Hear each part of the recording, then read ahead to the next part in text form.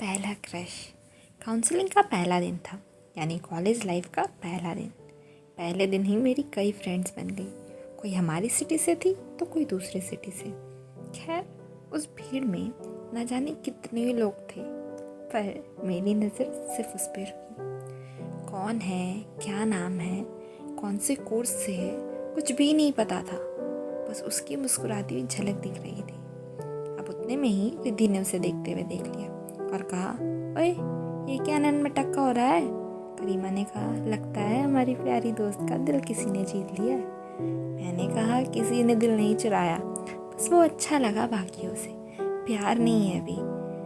हाँ हाँ, अच्छा ही लगा, करीमा ने कहा। फिर हम सब लंच करने चले गए। तब तक वो और उसके दोस्त हमारे साथ लंच करने आए। बातों बातों में पता चला उसका नाम युवान है और वो हमारे ही क्लास में है। हम सबकी दोस्ती हो गई। सब अलग अलग जगह से थे, मगर हमारा एक ग्रुप बन चुका था। पहला दिन तो मस्ती में कट गया। फिर सबने शाम को घूमने का प्लान बनाया। कोइंसिडेंसली मीरा और युवान के ड्रेस का कलर मैच हो गया। मैं तो मन में बहुत खुश थी। तब तक रिद्धि ने कहा, किसी के ड्रेस का कलर सेम है। क्या हो रहा है हमारे पीठ पीछे? और ये सुन के सब हंसने लगे। पर युवान, वो तो अपने में ही बिजी था। उस दिन हम सब ने बहुत सारे मेमोरीज़ बनाए, फ़ोटोज़ लिया और ढेर सारी मस्ती की। अगले दिन मैं, रिद्धि और गरिमा हम तीनों कॉलेज जा रहे थे, एक दूसरे को परेशान करते हुए। कॉलेज पहुंचते ही रिद्धि ने कहा, वो देख युवान। उसे देखते हुए मैंने कहा, जिसे मैं ढूंढ रही थी हर जगह, वो मुझे कॉलेज के कॉरिडोर में मिला। फिर हम सब कैंटीन गए, बकवास किया, मस्ती किया और धीरे धीरे ये हमारा रोज़ का काम बन चुका था। अब हमारी दोस्ती हुए कई महीने हो चुके हैं। ऋतिक ऑलरेडी बॉयफ्रेंड बन चुका है और गरिमा का एक सीनियर पे क्रश है। और मैं अभी युवान को छुप छुप कर निहारती हूँ। एक दो बार तो हमारी नज़रें भी टकराई हैं एक दूसरे से, पर जल्दी फेर लेते थे। एक दिन हमारे ग्रुप में कोई नहीं आया था, सिर्फ मैं और युवान ही थे। और उस दिन मुझे पता नहीं था बहुत कुछ बदल जाएगा। उस दिन युवान कुछ परेशान सा था।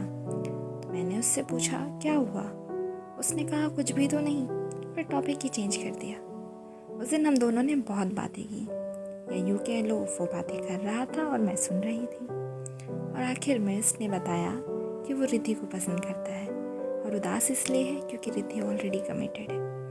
ये सुनने के बाद मैंने किसी तरह अपने आप को संभाला, चेहरे पे दर्द ज़रा भी नहीं आने दिया और युवान को समझाया कि सच को एक्सेप्ट करना ही होता है और हम फोर्सफुली किसी के दिल में फीलिंग्स तो नहीं जगा सकते ना।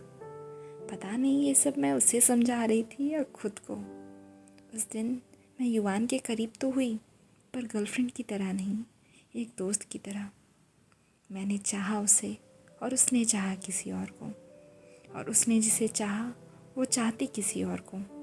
और इस तरह हम तीनों दोस्ती और प्यार के रिश्ते में फंस कर रह गए। हमने बताया नहीं एक दूसरे को कि वो हमें पसंद है। बहुत मुश्किल है जिससे प्यार हो उसे दोस्ती का नाम देना, बहुत मुश्किल है।